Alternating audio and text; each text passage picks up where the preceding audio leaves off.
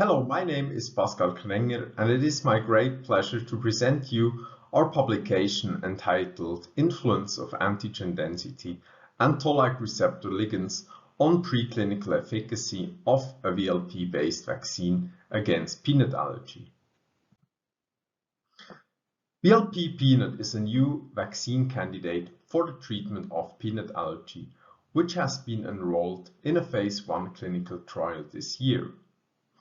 This innovative vaccine is built up on cucumber mosaic virus-like particles that were engineered to incorporate a T-cell epitope derived from the tetanus toxin.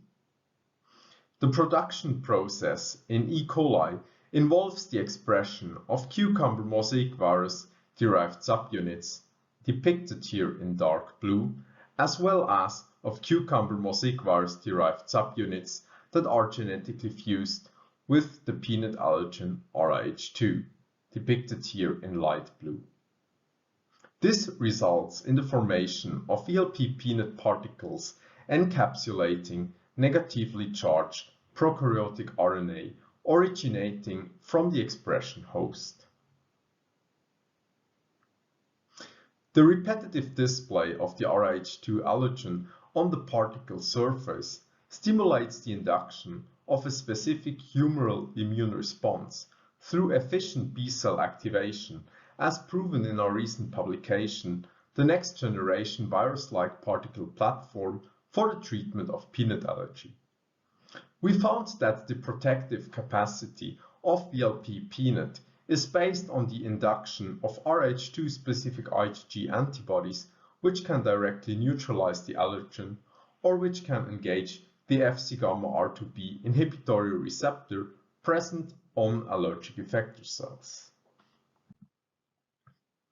The aim of this study was to better understand the immunogenic character of the VLP peanut vaccine and to define key quality attributes of it.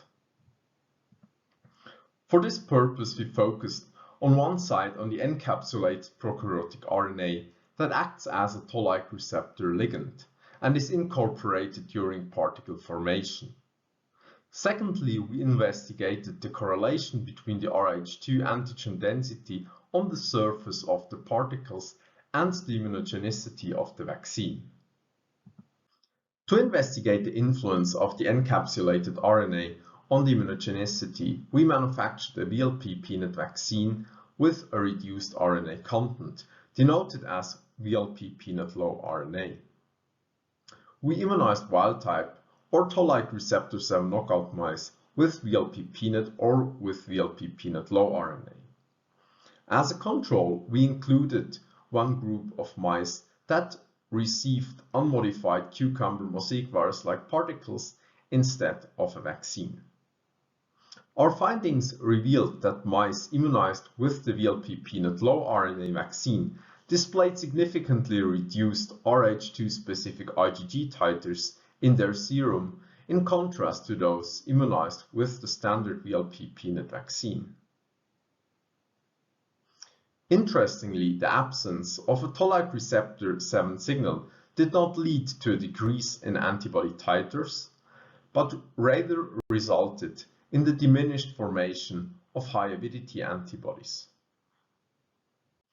In addition, we conducted a protection experiment involving a sequence where mice were initially sensitized to peanuts, subsequently immunized, and eventually subjected to an intravenous challenge with whole peanut extract. We observed a significant reduction of the body temperature indicative for anaphylaxis for control mice, but also for mice that were immunized with the VLP peanut low RNA vaccine. In contrast, VLP peanut immunized wild-type mice and VLP peanut immunized toll-like receptor 7 knockout mice had no, respectively, just mild anaphylactic symptoms upon the challenge. For the second part of the study, we established a mass spectrometry-based method for the investigation of the composition of VLP peanut particles. Utilizing this method, we quantified the incorporation rate of RH2 carrying subunits into the particles of different preclinical batches that were also included into an immunization study. Our analysis unveiled a robust correlation between the quantity of Rh2 antigen presented on the particle surface and its capacity to stimulate the production of Rh2 specific IgG antibodies. To conclude, the prokaryotic RNA encapsulated within and the antigen density of Rh2 on the viral particles are key contributors to the immunogenicity and protective capacity of the VLP peanut vaccine.